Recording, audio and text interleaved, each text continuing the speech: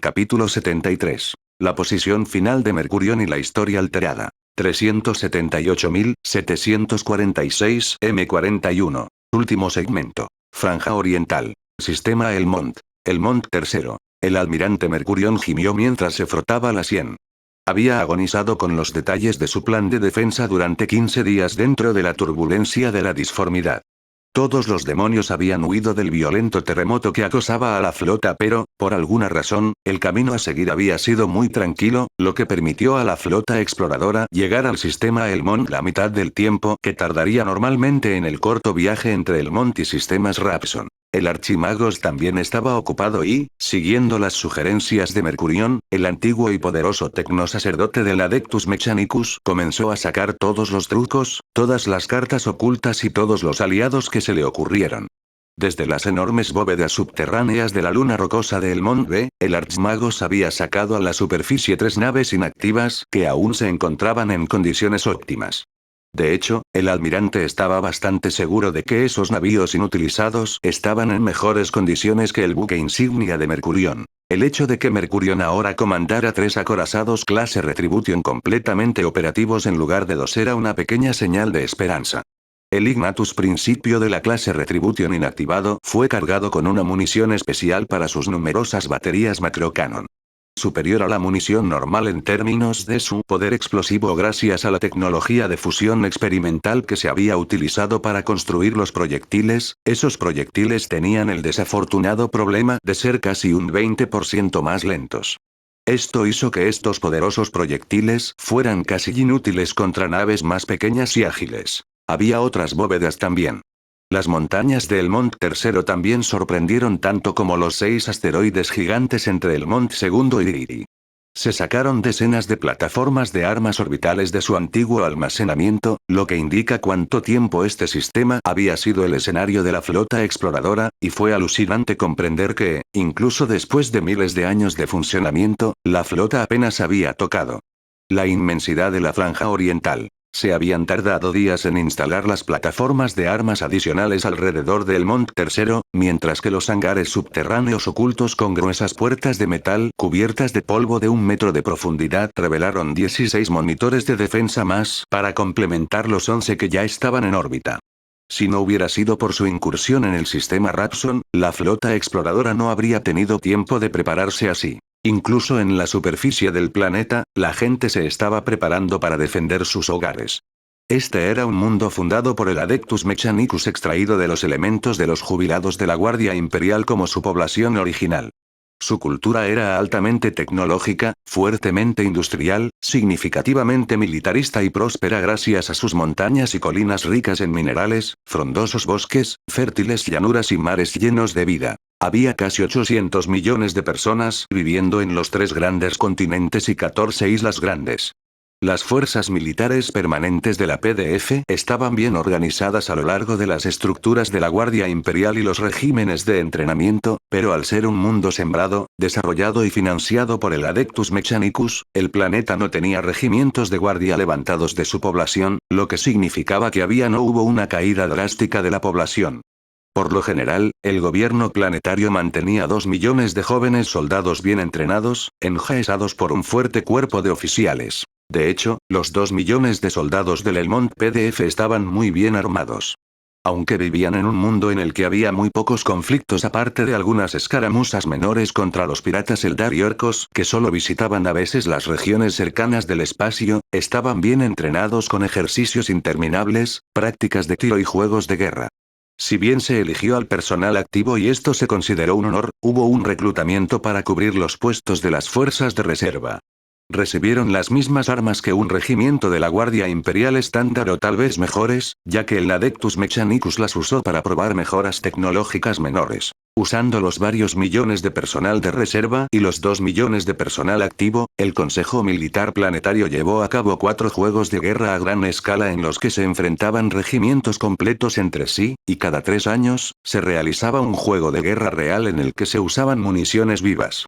Y matar estaban permitidos. Por supuesto, tales juegos de guerra reales eran en realidad de menor escala y, dada la armadura que usaban los soldados, las bajas generalmente llegaban a menos de 50.000. Aún así, revitalizó a los militares y se honró a los muertos. Esto también significó que gran parte de la población adulta pudo usar sus armas para luchar. Había fábricas enteras que poco a poco han producido tanques, vehículos, aviones de combate, armas y municiones. Habían armado a la gran cantidad de personas con todos los equipos y herramientas necesarios para luchar en las guerras que la flota exploradora había requerido. De hecho, muchos de los que fueron seleccionados entre las mejores fuerzas militares fueron hechos para servir a bordo de la flota, lo que permitió que su tripulación también estuviera bien entrenada. Cuando el almirante, siendo el presidente del Consejo Militar, declaró la invasión de una flota alienígena de monstruos, el ejército del planeta se puso en alerta máxima. Millones de personas salieron a las calles y se dirigieron a las armerías y cuarteles más cercanos. Los tanques fueron sacados de los depósitos subterráneos gigantes, su función comprobada por los adeptos primitivos de los ingenieros. Los vidente ingenieros y sus servidores ordenaron a sus adeptos que repostaran los vehículos y prepararon a los inactivos para la acción. Cañones antiaéreos gigantes, torretas láser, torretas de plasma y silos de misiles fueron tripulados y preparados para la guerra. Aunque lejos de un mundo real de fortaleza imperial o incluso de un mundo colmena, las defensas de Elmont III eran bastante impresionantes. Ciertamente fue más fuerte que Tandros II y por un gran margen. Para cuando las fragatas Gladius del escuadrón Blade informaron la detección distante de la flota alienígena a menos de un día de llegar al borde del sistema solar, la flota exploradora y la gente de Elmont III habían completado sus preparativos. 403.746 M41. Elmont VIII. Órbita extrema. Elmont VIII había sido un extraño cuerpo planetario. Aunque era un gigante gaseoso congelado, tenía varias lunas entre las que había 4 que mantenían fuertes campos de radiación de los que ni siquiera los escudos y el grueso casco de las naves imperiales podían proteger. Por lo general, el planeta y su órbita se habrían evitado a toda costa, pero esta no era una ocasión habitual. La flota alienígena fue redirigida por una andanada de torpedos. Mercurion sabía que incluso un pequeño zarcillo de estos alienígenas era inmenso. Habiendo golpeado los torpedos y sus abrasadoras cargas de plasma, los alienígenas se movieron para interceptar los elementos de la flota exploradora, justo en la órbita alta de Elmont VIII. Los escuadrones Epsilon y Theta han regresado a la flota, almirante. Informan que aproximadamente 86 bionaves han sido identificadas como destruidas, pero ninguna de las naves más grandes. Mercurion levantó la vista de su mapa holográfico al oír la voz del Comodoro Lanx. Ya veo, ¿cuál es el tiempo estimado de llegada de la flota Xeno a nuestra trampa? Los tecnosacerdotes me han informado que el marco de tiempo es de 5 a 15 minutos, mi señor. Eso debería darnos menos de una hora para mantenerlos en su lugar una vez que estén aquí, respondió Lanx. Es demasiado arriesgado, pero dado que estos tiránidos son completamente biológicos, serán susceptibles a la radiación letal de las lunas, particularmente una vez que la flota tiránida quede atrapada entre las dos lunas más grandes y peligrosas. Necesitamos mantener a los tiránidos aquí hasta el momento en que el campo de gravedad y radiación haga imposible un escape rápido para la flota Xeno, declaró Mercurion, sus ojos mirando una vez más las copias impresas de la transmisión del inquisidor Lord Kryptman al Imperio. La transmisión había sido ruidosa y llena de ecos de telépatas gritando que obviamente estaban esforzando su poder psíquico al máximo solo para enviar el mensaje. Estaba dirigido a la fortaleza inquisitorial, pero gracias a la forma medio arruinada de la matriz telepática de Tandros, el mensaje fue transmitido a cualquier puesto imperial capaz de manejar tal volumen. Decenas de receptáculos menores fueron quemados, matando a muchos telépatas vinculados a esos lugares. La flota exploradora, sin embargo, tenía la red de sensores Argent, que era lo suficientemente poderosa no solo para recibir el mensaje a la perfección, sino que también podía aumentar la señal para que el mensaje no solo se enviara a ultramar sino también a los comandos del Segmentum de Ultima. Segmentum y el Segmentum Tempestus también. Aún así, dada la rápida velocidad orbital de Andromalius y el período relativamente corto en que su campo de radiación colisionaría con el de Barbas, esta será una solución a corto plazo, almirante, dijo Lanx mientras el holograma actualizaba los movimientos del tiránido. Flota. Sería suficiente para envenenarlos hasta cierto punto. Una vez debilitada, nuestra flota debería ser suficiente para destruirla de ellos. Sí, señor. Asegúrate de que nuestras naves estén bien fuera del límite proyectado del campo de radiación contenido por la gravedad de las propias lunas. La radiación que se escapa del campo de gravedad puede ser bloqueada por el escudo de vacío o incluso por un grueso revestimiento de metal, pero dentro de ese campo de gravedad, el nivel de radiación aumenta varias veces, advirtió Mercurión. Mercurión había estudiado durante mucho tiempo las lunas de radiación del Monte Octavo, y aunque sus estudios solo habían sido parte del uso de materiales radiactivos contra los orcos, el resultado de su cuidadoso estudio se había puesto en práctica. El enemigo designado como Tiránidos ha entrado en el rango, almirante. Gritó un teniente. Dé orden a la flota. Todos los torpedos estén listos para disparar, y haga que el Arg Mechanicus comience a marcar los objetivos. No desperdicie los torpedos. Asegúrese de que haya 2 torpedos estándar para cada uno de los biobuques más pequeños y no más de 25 para cada uno. Los barcos más grandes, ordenó Mercurión. Sí, señor. En cuestión de minutos, la flota exploradora, reforzada con 3 barcos suspendidos en naftalina, comenzó a disparar sus torpedos con precisión. Sabían que una vez que las lunas de radiación se movieran, su marca de objetivo sería inútil. Durante los siguientes 25 minutos, la flota exploradora eliminó más de 2000 biovasos y decenas de miles de pequeños objetos biológicos. Sin embargo, sabían tanto por sus encuentros anteriores como por el expediente enviado por Kryptman, que los tiránidos sumaban millones, si no miles de millones, solo en sus bionaves y muchos más en tierra.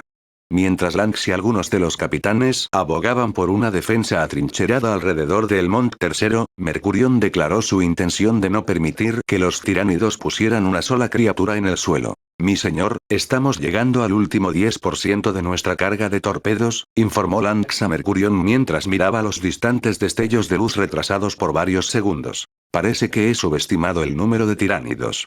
Incluso después de que se confirmara la destrucción de al menos 2000 naves, todavía hay miles más. ¿Cuánto tiempo más podremos mantener esta línea? Otros 5 minutos, mi señor, solo si usamos los torpedos a su máximo efecto. Incluso entonces, los tiránidos ya han cruzado el rango óptimo, respondió el comodoro. Muy bien, prepárense para el protocolo de interceptación, Delta Omega Ultima Sigma, a la izquierda hacia Barbas.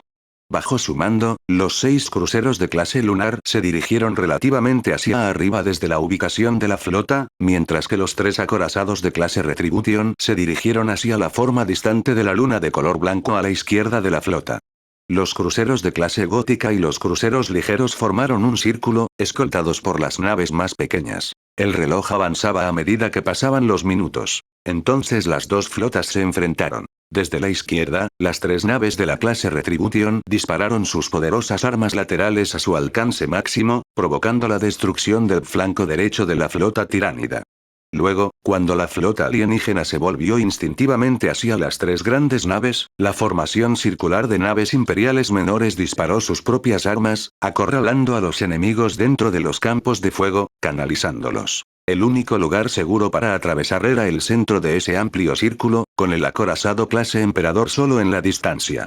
Virar a cualquier lugar enfrentaría interminables andanadas de armas de fuego.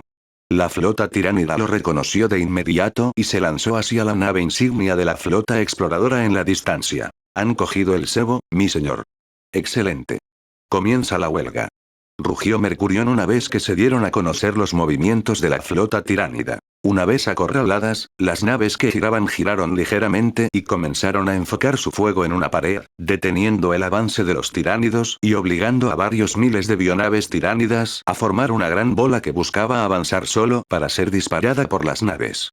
En su frente. Luego, los cruceros de clase lunar que sobrevolaban las 2 flotas descendieron como flechas, disparando todo lo que tenían sobre las criaturas tiránidas. Al mismo tiempo, los acorazados clase Retribution habían sorteado la flota tiránida principal y se habían posicionado detrás de los tiránidos y disparado las armas laterales. Acribillada por detrás, por arriba y por delante, la flota tiránida se debatió para encontrar una abertura. Sin embargo, nunca habían encontrado tal resistencia desde que habían entrado en esta galaxia. Lo mejor a lo que se habían enfrentado era la flota de defensa de Tiran, y no eran nada comparado con el poderío de las decenas de miles de bionaves tiránidas. Han subestimado la fuerza de nuestra flota, Lance. Es por eso que vamos a ganar. A diferencia de la caída de Tiran, estos tiránidos tenían todos sus números con ellos. Sin embargo, aquí, son menos. Su flota todavía anda por razón, mientras que estas criaturas de vanguardia se han adelantado demasiado a su fuerza principal. Si podemos herirlos aquí lo suficiente como para asustar a la bestia, entonces se desviarán de nuestro sistema, declaró Mercurión. ¿Cómo disparar un arma frente a un jabalí? Preguntó Lance, recordándose los viajes de caza que le había llevado su padre. Ciertamente. Un animal puede asustarse, tal como lo estamos haciendo ahora. Los acorazados clase Retribution dieron la vuelta a la flota tiránida, acribillando las bionaves con sus armas laterales antes de reunirse con el resto de la flota. Los cruceros de clase lunar también se desviaron antes de encontrarse con las naves tiránidas antes de regresar a la flota. Dejando que la flota tiránida herida retrocediera en estado de shock, la flota exploradora se quedó el tiempo suficiente para que la luna de Andromalius, que se movía rápidamente, pasara junto a la flota tiránida, envolviéndolos en el amplio campo de radiación, solo para sufrir lo mismo de Barbas, que fue ya ejerciendo algún daño cuando la Explorator Fleet usó su protocolo Delta Omega Ultima con variación Sigma. Luego, en el pico, un poco del campo de radiación de las dos lunas se superpuso y una enorme amplificación de radiación explotó alrededor del espacio donde la flota tiránida se estaba recuperando lentamente del ataque imperial. 411.746 M41. El Mont III. La brillante trampa del almirante Mercurión había comprado a los imperiales otros 3 días antes de que el zarcillo de la flota tiránida comenzara a moverse una vez más.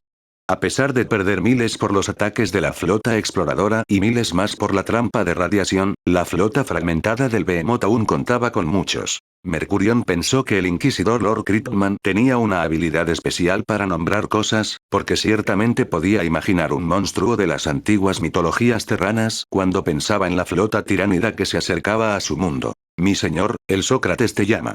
Póntelo, ordenó Mercurión mientras se sentaba en su trono de mando. El holograma mostraba una vez más al Archmagos Dorsar. Hemos estado buscando respuestas a cuántos aún mantiene el gigante dentro de su flota, y tenemos noticias de gran consternación, almirante. Mercurión frunció el ceño. ¿Malas noticias, mi señor? ¿Qué tan malas? Preguntó. Parece que a pesar de haber perdido casi el 30% de la fuerza de su flota gracias a tus ataques tácticos, todavía se estiman 6.000 bionaves dentro de su flota.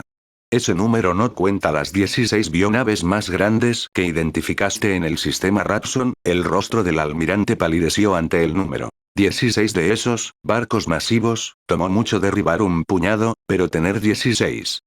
¿No te preocupas por la fuerza armada de nuestra flota? Hemos traído las estrellas de los torpedos para que la flota los use en abundancia, respondió el Archimagos. Era cierto que el Archimagos había ordenado incluso sus últimas reservas de recursos para la defensa del planeta. Sus servidores desenterraron un gran almacenamiento de misiles de largo alcance diseñados para ser intercambiables como torpedos espaciales. Los antiguos silos que se alineaban en las colinas y yermos del planeta fueron abiertos y cargados con sus masivos misiles. Más que eso, mi buen almirante, tus nuevos torpedos tienen entre ellos una ojiva de fisión nuclear mejorada capaz de aniquilar a tantos enemigos de la humanidad. Aunque se habían vuelto obsoletos porque no son tan efectivos para penetrar los escudos de vacío o las placas de los brazos de aleación de adamantium, deberían funcionar lo suficientemente bien contra la carne de los xenos, explicó Archmagos. Lo entiendo, Archmagos. Te agradezco tu continuo apoyo. El archimago asintió y cortó las comunicaciones. Fue la confianza entre los dos lo que permitió que la flota exploradora tuviera tanto éxito en las últimas décadas, y fue el Adeptus Mechanicus quien respaldó la solicitud del almirante de un tratamiento de rejuvenecimiento avanzado. Después de todo, si tenían un oficial muy bueno, entonces era natural que lo mantuvieran. Aquí vienen, murmuró Mercurión. La lucha fue amarga.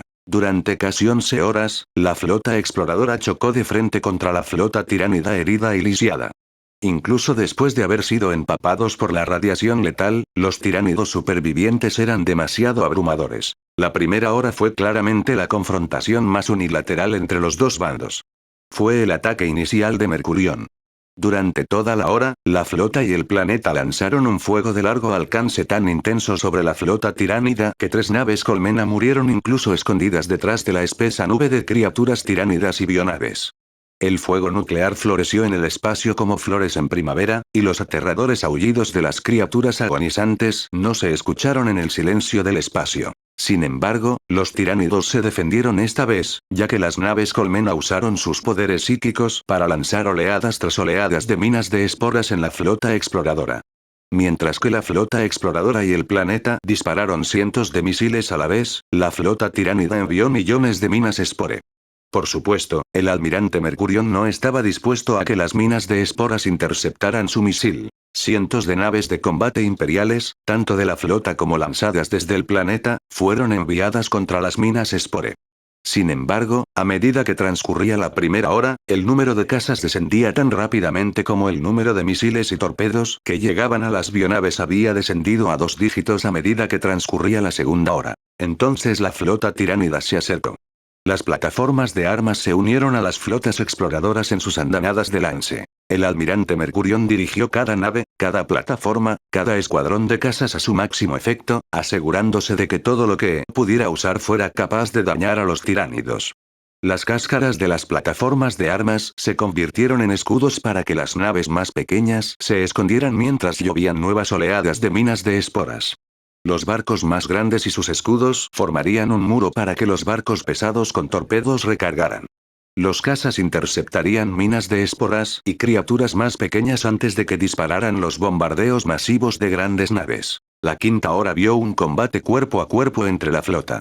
Los 3 acorazados clase Retribution estaban rodeados por cientos de bionaves, e intercambiaron disparos a tal velocidad que el vacío del espacio a su alrededor se llenó rápidamente de gas y escombros. Decenas de Razor 100 se estrellaron contra las 3 grandes naves imperiales, y eventualmente drenaron el poderoso escudo del vacío lo suficiente como para entrar en él. Las baterías de armas que cubrían el casco de los Retribution Battleships hicieron llover el infierno sobre las naves tiránidas, matando a varias de ellas, pero una por una, los Razor 100 arrancaron pedazos de las poderosas naves de metal antes de que murieran. Los Ramsmitters también se arremolinaban en sus cientos, buscando cualquier lugar en el que los acorazados fueran vulnerables. Los Ramsitters vertieron sus Ormagaunty Genestealers en los acorazados, pero gracias al expediente de Kryptman, los hombres estaban listos con lanzallamas, pistolas de plasma y armas de fusión. Las torretas de volteres pesados sobre trípodes estaban disparando contra estranguladores apretados mientras los lanzallamas se ponían en marcha. Por supuesto, cientos de siervos a bordo fueron destrozados por las garras de las criaturas tiránidas. Los cruceros lunares lucharon duro mientras formaban un grupo apretado que convirtió tantas bionaves en cenizas y polvo, pero la vasta mente de la flota enjambre tiránida rápidamente dirigió su atención a aquellas naves que acabaron con 3 naves enjambre. A la hora 9, la batalla casi había terminado. Solo un puñado de barcos permanecieron en el lado imperial. Los únicos barcos supervivientes en ese momento eran el Arg Mechanicus Sócrates, el Adeptus Mechanicus Cruiser Adobe IV, el buque insignia del almirante Mercurion Dominus Solaris y los 2 Endurance Light Cruisers Armor of Leon, tipo On Not Fall. Todos los sistemas de defensa orbital en los que el Adeptus Mechanicus había trabajado para colocarlos quedaron paralizados y arruinados. Los cañones de los cañones láser se fusionaron por el uso excesivo, las enormes torretas de los macrocañones se llenaron de cadáveres tiránidos, los cañones de plasma de 4 enlaces con alcance y precisión adicionales fueron destrozados por las miles de minas de esporas, y los misiles se habían agotado durante mucho tiempo. Aún así, las últimas naves imperiales restantes lucharon con todo lo que tenían. Incluso sus armas estaban medio dañadas. Al acorazado emperor solo le quedaban 6 macrocañones cuando la hora final de la batalla espacial se cernía sobre el planeta, e incluso las armas menores se redujeron a 1/3 de su número original. Luego, el Arg Mechanicus cayó, explotando justo después de que decenas de rayos teletransportadores fueran disparados contra el Dominus Solaris. Los 2 Endurance Light Cruisers se sacrificaron contra un Ive Ship, y luego el Mechanicus Cruiser fue destruido por la avalancha de Genestealers vertida en sus pasillos. Solo el acorazado clase Emperador medio dañado permaneció flotando en medio de la gruesa pared de carne tiránida muerta, tan numerosa que parecía un campo gigante de turbio smog en el espacio. Las naves tiránidas convergieron sobre la última nave imperial. Aunque solo una fracción de ellos había permanecido en la flota despachada, a los tiránidos todavía les quedaban unos cientos de bionaves y 3 naves colmena. A medida que la final llegaba lentamente a su 10ª hora, los bordes exteriores del Dominus Solaris se llenaron de aullidos de bestias y el choque de sus garras. Entonces, así es como termina, mi gloriosa carrera, todas mis victorias, todos los mundos que hemos descubierto, para terminar en los dientes mordedores de algún animal xeno, murmuró Mercurion mientras levantaba su Rex Tigris, el maestro. Volter artesanal. El Archmagos con sus 4 mechadandrites y un Power Axe respondió con su elegante discurso habitual. Lástima que afrontemos nuestro destino juntos como lo hemos hecho muchas veces, pero pronto vemos la muerte en nuestras miradas. Los gritos estaban por todas partes entre los sonidos de los disparos. Aquí vienen, por fin. ¿Hiciste lo que te pedí? El comando del Segmentum debe saber cómo luchan estos tiránidos en el espacio, esa es la única manera que podría permitir que el Imperio contraataque. Mercurión tragó saliva. La puerta blindada se torció. Hice todo lo que se podía hacer, mi buen almirante, porque también busqué todo lo que se podía buscar sobre estas repugnantes abominaciones que solo buscan engullir la carne de la humanidad y los mundos, respondió Dorsar. Apretó su agarre. El Comodoro Lang se hizo cargo del primer escuadrón de hombres bien armados extraídos de las élites de las PDF inferiores. 2 volteres pesados y un lanzallamas pesado montados en trípodes fueron disparados contra la puerta blindada que se había abierto de golpe. La puerta blindada principal era lo suficientemente grande como para permitir el paso de un tanque, y fue suficiente para que 8 Genestealers irrumpieran y luego fueran baleados. 3 hombres con equipo pesado de color verde hierba dispararon sus rifles láser al unísono perfecto, acabando con un Ormagaunt que siguió a la primera oleada de criaturas tiránidas. Un Genestealer estalló justo después, solo para ser chamuscado por las llamas y luego derribado por una escopeta. Sin embargo, la puerta blindada principal no era la única entrada al puente del barco. Lanx. La puerta 3 beta está a punto de ser violada. Rugió Mercurión mientras sus ojos examinaban el puente. Sí, señor. Escuadrón Alfa, conmigo. 20 hombres vestidos con colores verdes pesados corrieron hacia abajo con sus pistolas de plasma, pistolas de fusión y pistolas láser Otshot. Archimagos, necesito a alguien que ayude a los de la puerta 4 Alfa. Estas bestias de la oscuridad no encontrarán refugio en esa puerta cuando estén retenidas por la firme determinación de mis armas y mis servidores. Con eso, el Archmagos cayó seguido de 4 guardaespaldas Skitari y 8 servidores de combate. Mercurión observó cómo el último de los soldados defensores detenía las mareas. Es mi hora de morir, a bordo de mi amado barco. Un guerrero tiránido rugió mientras cargaba por el corredor. El corredor era enorme, al igual que la puerta blindada principal a la que estaba conectado. El guerrero fue seguido por una docena de Genestealers y otros tantos Ormagaunts. Había una docena de termagantes y 2 rapaces detrás de ellos, y estas criaturas cargaron a través de los cadáveres carbonizados de sus compañeros. Los volteres pesados lanzaron rondas contra los Ormagaunts que saltaban y los salpicaron. Cuando los 6 Ormagaunts que fueron asesinados cayeron al suelo, aparecieron 4 Ormagaunts más y 3 Genestealers. El Heavy Flamer los destruyó, pero las criaturas habían cerrado la distancia esta vez. Un Genestealer saltó a través del fuego. Gritó cuando su cuerpo se cubrió de llamas que quemaron su carne, pero su garra estaba sobre el artillero del Heavy Flamer. Daka Daka. La cabeza del Genestealer explotó. Todavía no, gruñó el almirante. Si morimos, morimos peleando, y tal pelea será. El primer guerrero tiránido cayó bajo el fuego concentrado de los 2 volteres pesados, pero eso formó una abertura. Los 2 Raveners irrumpieron, desatando Ormagaunts y Termagants. Las escopetas hicieron retroceder a un puñado, los disparos coordinados de las pistolas láser mataron a una pareja, una pistola de plasma le arrancó el brazo a un Ravener, pero los hombres retrocedieron cuando las garras destrozaron a 6 hombres en unos momentos. Muere, Xeno. Esta es mi nave. Gritó Mercurión mientras apuntaba con su volter artesanal a la cara del Ravener herido mientras clavaba sus garras en un soldado. Daka Daka Daka Daka Daka Daka. La criatura gritó antes de que saltara un Ormagaunt, solo para ser decapitado por un hábil movimiento de la crepitante Power Sword Lunarion que rápidamente siguió un arco para sumergirse en el cuello de un Genestealer. He visto tus movimientos, criatura, y no te tengo miedo. Salió otro Genestealer, evadiendo la ráfaga de disparos de rifles láser que le dispararon. Un grácil arco de Lunarion, cantando como un canario, arrancó 2 de sus manos antes de que el Rex Tigris y sus engañosos remates decorativos de punta dura de adamantium aplastaran la mandíbula de la criatura. Sin un momento de vacilación, el almirante apretó el gatillo. Haciendo caso omiso de la bocanada de cerebro Genestealer vaporizado, Mercurión derribó uno de los pequeños objetos voladores que se acercó demasiado. Un termagante estaba disparando su extraña arma biológica. Diminutas cosas parecidas a garrapatas volaban por todas partes a medida que más y más termagantes se unían a los Ormagaunts. Cosas asquerosas, morirás. Con ese voto silencioso, la brillante hoja de Lunarion se hundió en el vientre del otro Ravener antes de decapitar a la gran criatura. Lunarion se movía rápidamente y en caminos tan sucintos. Con la ayuda del fuego ocasional de Rex Trigris, y con el fuego de fusión de dragón cuando el Volter se agotó, los golpes de Lunarion atravesaron las extremidades de Genestealers y decapitaron a más de una docena de Ormagauns y Termagants. Rack.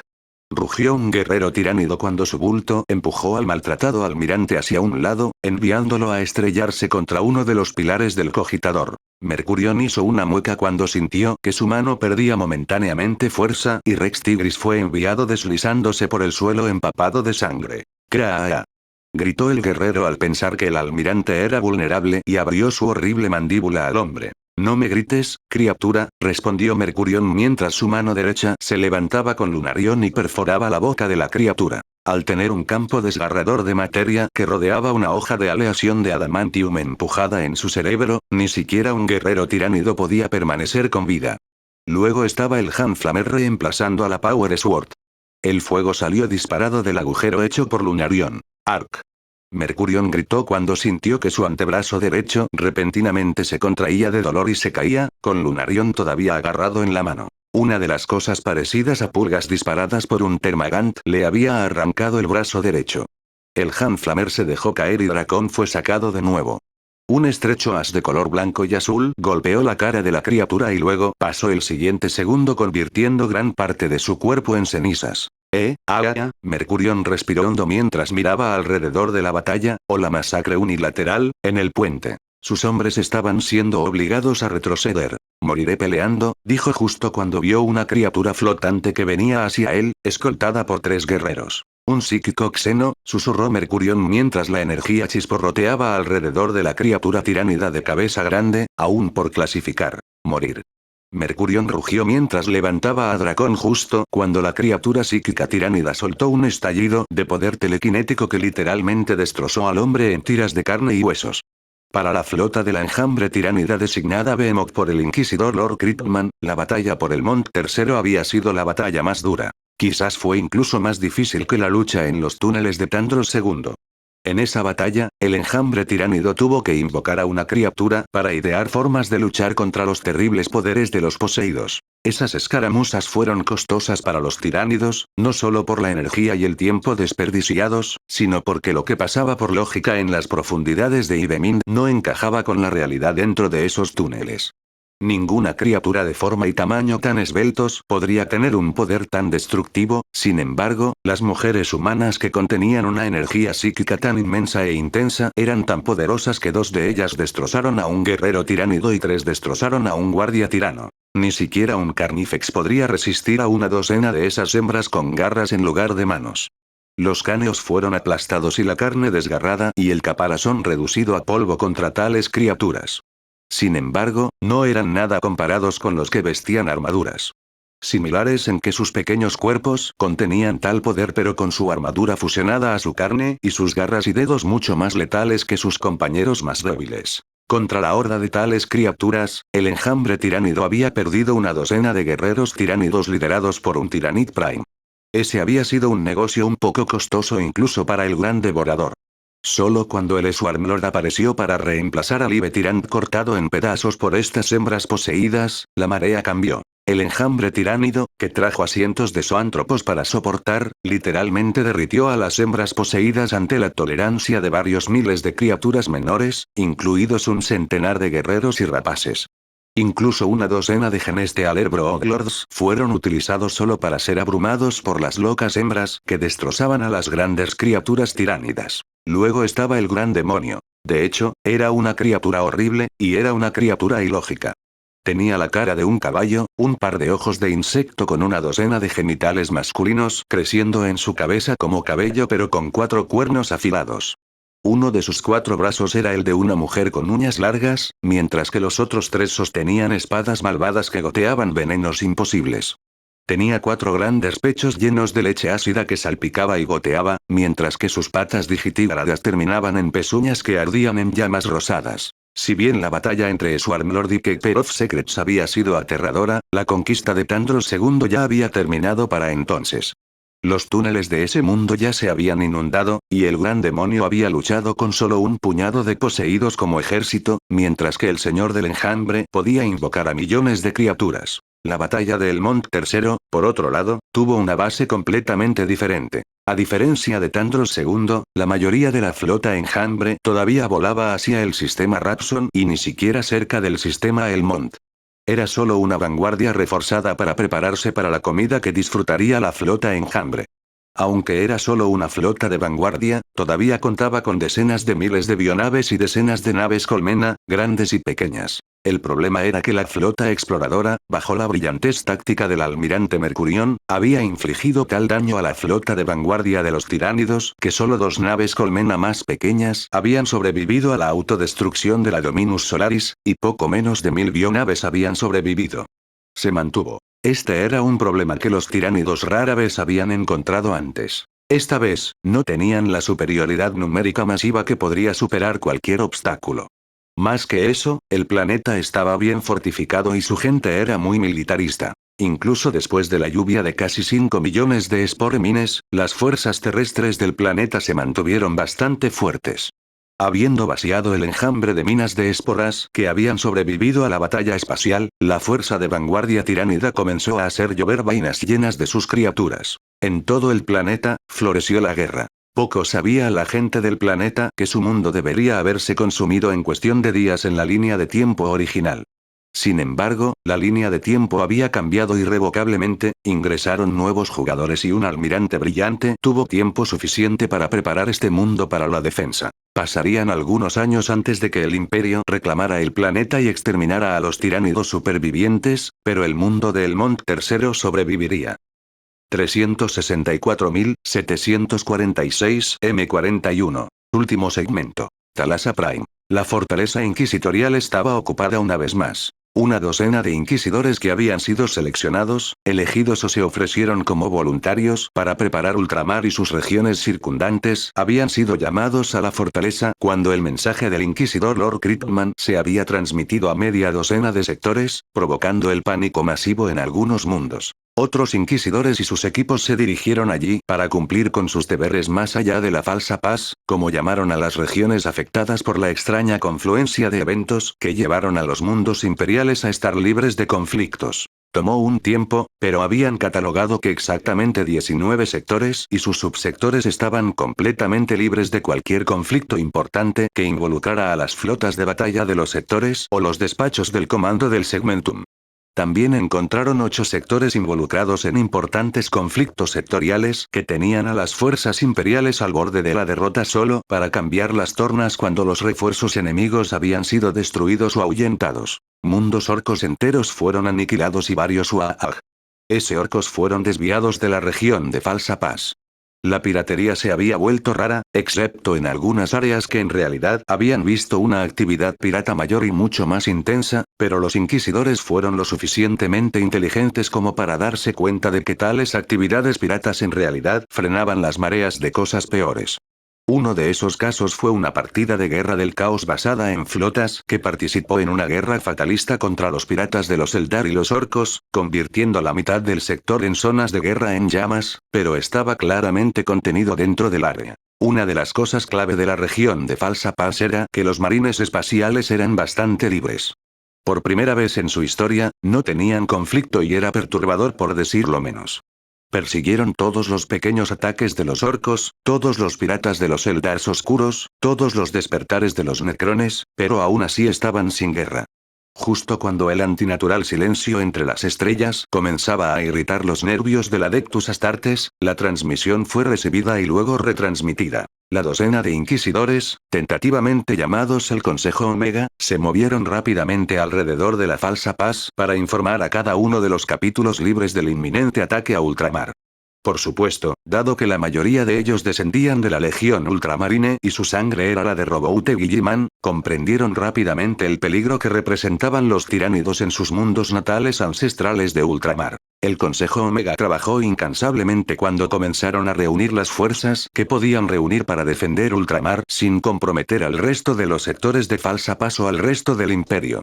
Regimientos enteros de las fuerzas de la Guardia Imperial se dividieron y se reubicaron en mundos para satisfacer las necesidades de los mundos, mientras que el comando del Segmentum y la Inquisición redactaron PDF de mundos más avanzados para reemplazar los vacíos dejados por el reposicionamiento de los regimientos de la Guardia Imperial. Esto también tuvo un efecto positivo en los sectores y mundos fuera de la región de Falsa Paz, ya que recibieron nuevos refuerzos tanto de la Guardia Imperial como de unos pocos capítulos de marines espaciales impacientes. Esto fue particularmente importante porque hubo enemigos del Imperio que fueron expulsados de la región de Falsa Paz pero sin perder demasiada fuerza.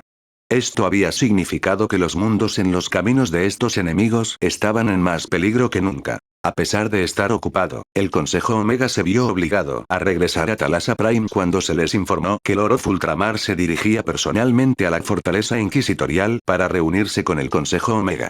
De todas las figuras importantes del Imperio, Lord Macragge fue uno de los pocos que convocó fácilmente a decenas de inquisidores con meras palabras, pero para él viajar personalmente a Talassa Prime había significado algo más. ¿He llegado demasiado tarde a la reunión?, preguntó el inquisidor Gallius a un interrogador que vino a saludarlo. No, mi señor, pero usted es el último entre sus pares, dijo el joven. Entonces, Lord Calgar aún no ha llegado, murmuró Gallius. Se dijo que su llegada esperada sería dentro de una hora como máximo, señor.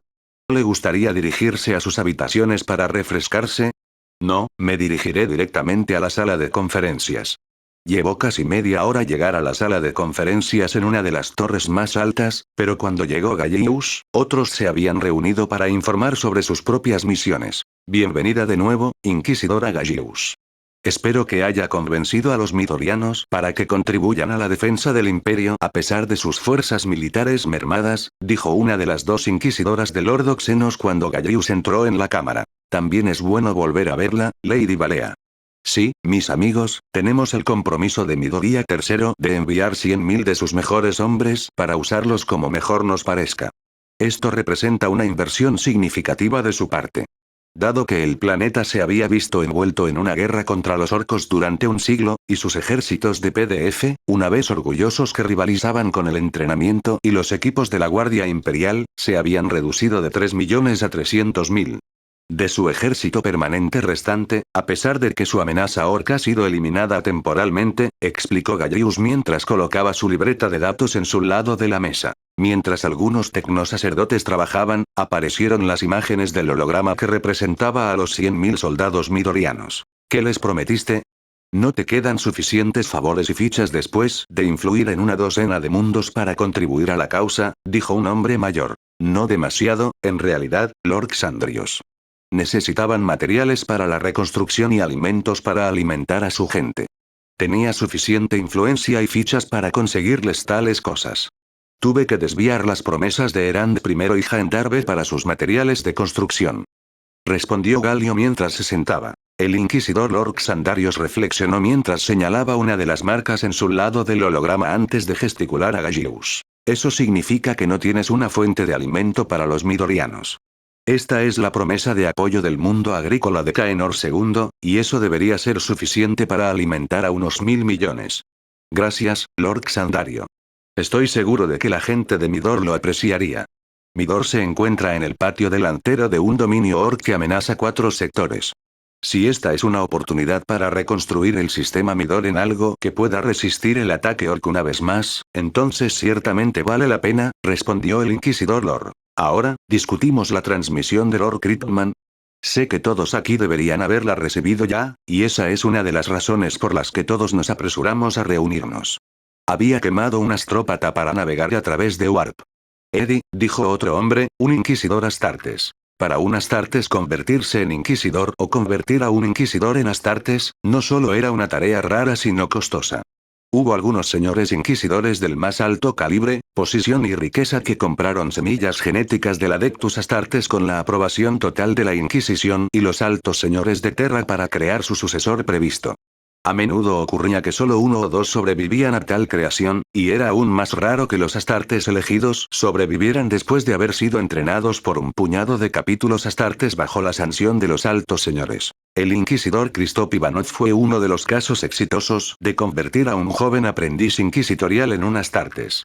No solo era famoso por sus increíbles habilidades como investigador que descubrió cientos de influencias alienígenas antes de que pudieran volverse peligrosas, sino que también fue un famoso guerrero que atravesó filas de xenos para liberar mundos enteros de su asqueroso control. A pedido de este consejo, he estado recopilando evidencias para formular teorías detrás de la conspiración que ha formado la falsa paz, comenzó Christoph. Ahora tengo 3 teorías detrás de por qué se ha creado la falsa paz. También me gustaría escuchar las teorías, inquisidores. La atención de todos se dirigió a la fuente de voz profunda llena de autoridad. La puerta de la cámara se había abierto de par en par cuando un ser enorme vestido con una armadura azul de un tamaño increíble entró con 2 figuras un poco más pequeñas. Todos los inquisidores se pusieron de pie e inclinaron la cabeza en deferencia al gran hombre. Lord Calgar, no esperábamos que llegaras por otro, las palabras de Xandario fueron cortadas. Había sentido cierta urgencia en asistir a esta reunión, mis señores, y por lo tanto nos hemos teletransportado a sus instalaciones para que puedan consultarme en la defensa de Ultramar y no dejar que simplemente quede en manos de este Consejo Omega, no. Importa cuán bien intencionados y capaces puedan ser, dijo Calgar, sus palabras vibraron a través de la habitación como un terremoto. Le invitamos a unirse a nosotros, Lord Calgar, dijo Christoph, el único hombre que podía encontrarse con la mirada de acero del señor del capítulo de los ultramarines. Tú, eres un Astartes sin capítulo, murmuró Marneus Calgar. He oído que la Inquisición busca jugar con las sagradas semillas genéticas de los primarcas. ¿De qué primarca has salido, inquisidor?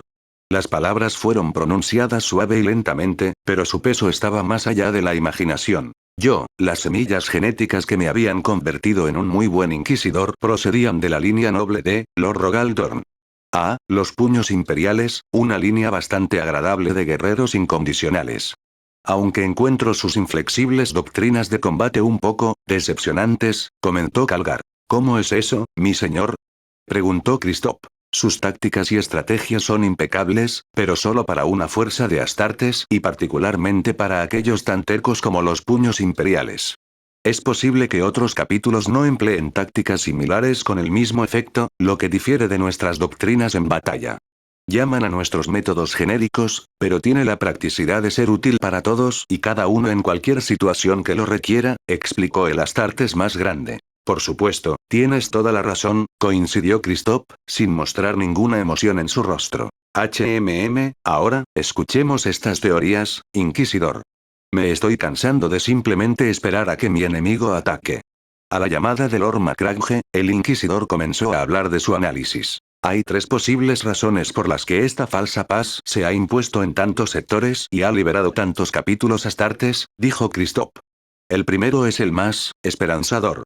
La esperanza es peligrosa, dijo Barro Tigurius, el bibliotecario jefe de los ultramarines. Bueno, la primera teoría es que todo esto es obra del dios emperador y sus intenciones. No hay poder tan inmenso como la voluntad del dios emperador, y es posible que el emperador haya previsto el acercamiento de este tiránido hace mucho tiempo. Incluso antes de que Lord Kryptman los haya notado. Si este es el caso, entonces nuestra acción es simple y clara. Defendemos Ultramar con todo lo que tenemos y salimos victoriosos, declaró Christoph. Eso es demasiado simplista.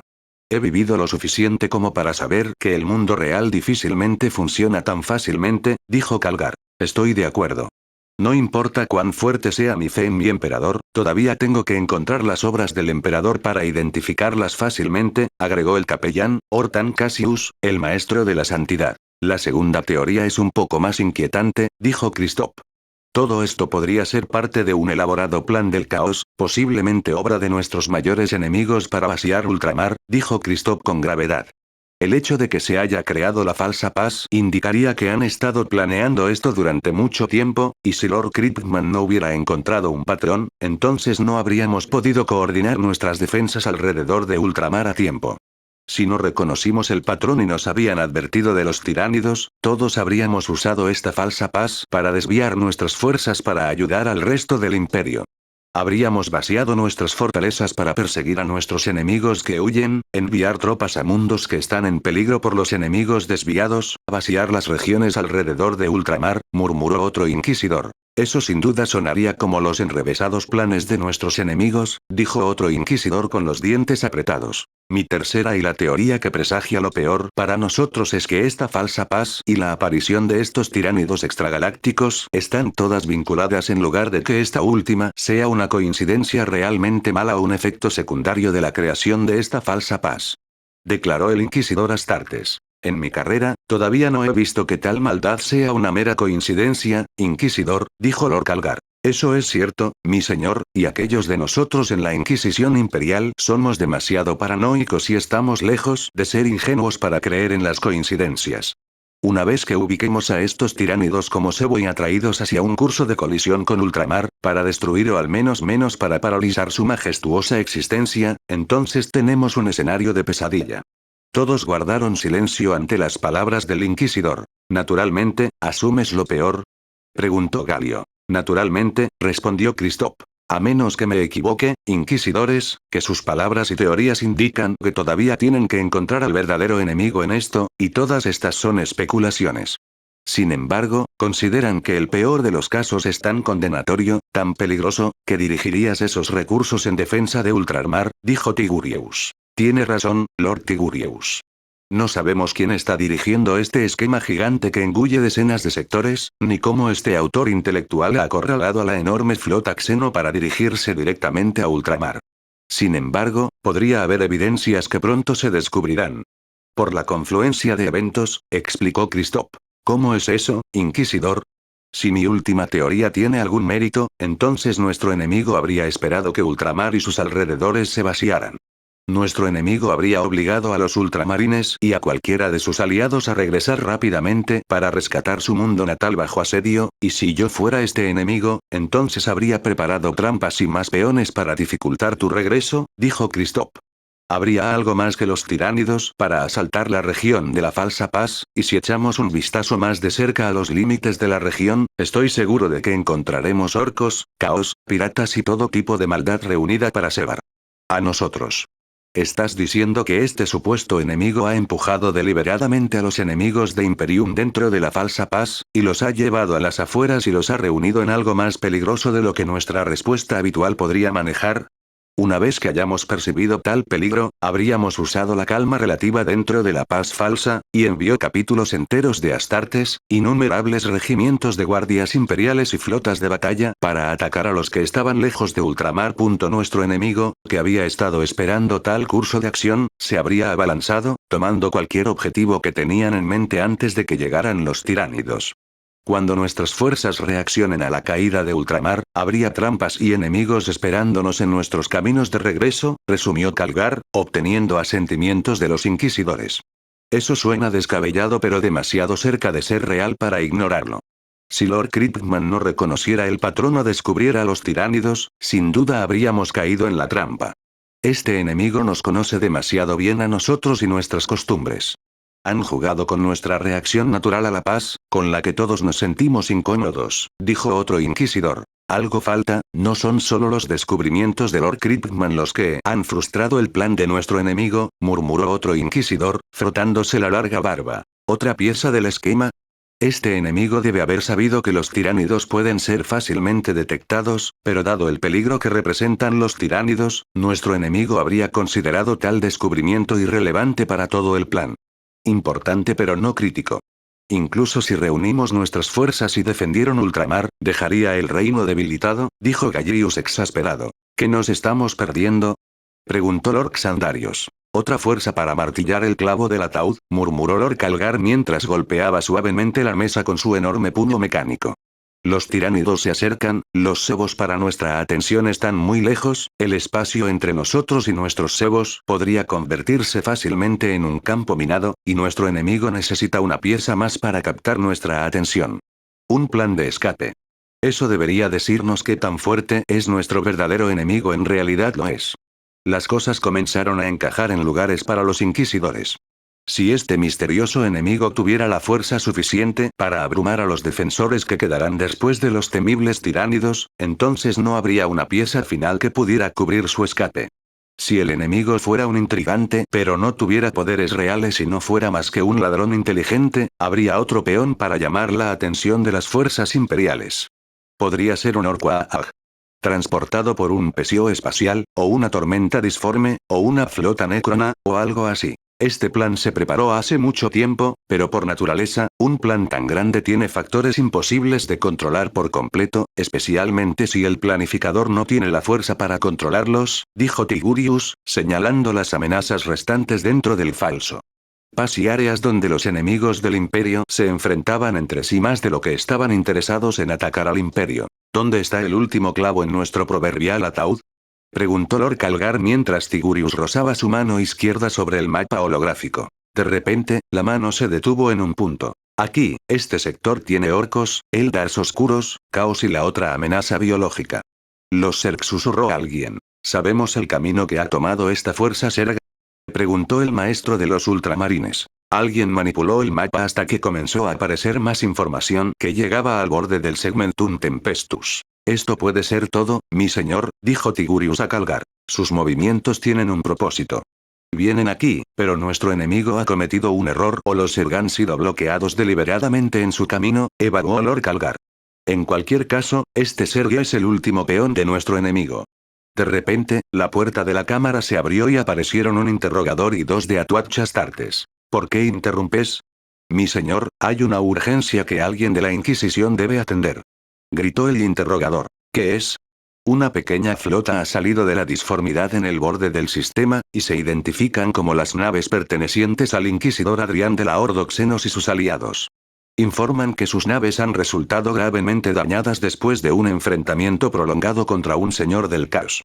Y el inquisidor ha sido secuestrado por dicho señor del caos.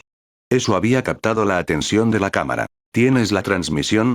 Ponla en la pantalla, ahora, ordenó Lord Xandarios. Un momento después, apareció un marine espacial con un color muy ornamentado de la armadura de artífice de los Guardianes de la Muerte, pero con la firma Ultramarine en una hombrera. Sin embargo, fueron los tres ultramarines en la cámara quienes reaccionaron primero. Capitán Titus, susurró Lord Calgar. 297.746 M41. Último segmento. Sector Ruxos. Sistema Persiai. Persia séptimo. Ahora sé quién es este Skullshreda, este nombre falso no engaña ahora que lo he visto, dijo Overmind mientras Maul observaba el desarrollo del evento. ¿Quién es, mente suprema? ¿Quién controla tal poder? Preguntó Maul mientras miraba a la monstruosidad que estaba acabando con una nueva ola de 30 Zerglings con sus terribles armas. Realmente no pensé que los orcos pudieran saquear cosas a tales niveles, supongo que debería haberlo sabido porque he visto a un orco hacer esto antes, pero no a esta escala, bastante impresionante, en realidad. Le estoy enviando mis reservas, murmuró Maul. No hagas eso, Maul. Retírate por ahora. Esta mina está bajo su control por ahora, pero estoy seguro de que la recuperarás pronto, dijo la mente suprema en respuesta. ¿Qué? Si los orcos tienen esta mina, comenzarán a producir armas y vehículos. La voz sin cuerpo de la supermente en la mente de Maul se rió entre dientes. Te aseguro, Maul, que estos orcos tienen mejores armas que las que pueden construir ellos mismos. La mirada de Maul se centró en el monstruo mitad orco mitad máquina. ¿Esa no es la tecnología de Orc? Difícilmente. Es un Tomb Spider saqueado fusionado con un Nopi agregado con piezas Orc. Esas armas de energía verde son claramente armas Necron Gauss, tal vez la mitad de un escuadrón de Necron Warriors podría estar armado con ellas. Actualmente no tienes criaturas capaces de eliminar esa cosa, y apenas tienes tiempo para transformar una. Entonces, ¿simplemente retrocederé? No solo, muchacho. Haz retroceder a tus criaturas a áreas clave que puedas considerar críticas al retomar este lugar. Incluso si regreso, ese monstruo seguirá aquí. La mente suprema se rió entre dientes. Quizás más de uno. Su maestro es el violento y poderoso caudillo orco Shakdrotironsnik, que huyó de las duras gestiones del jerarca Lamias en el sector Batas en una nave Necron saqueada. El orco ha regresado ahora y ha traído nuevos juguetes al juego. No tengo tiempo para criar criaturas poderosas, creo que este sería un excelente momento y lugar para probar el protocolo de metarealidad. Maul jadeó horrorizado. Fin del capítulo 73.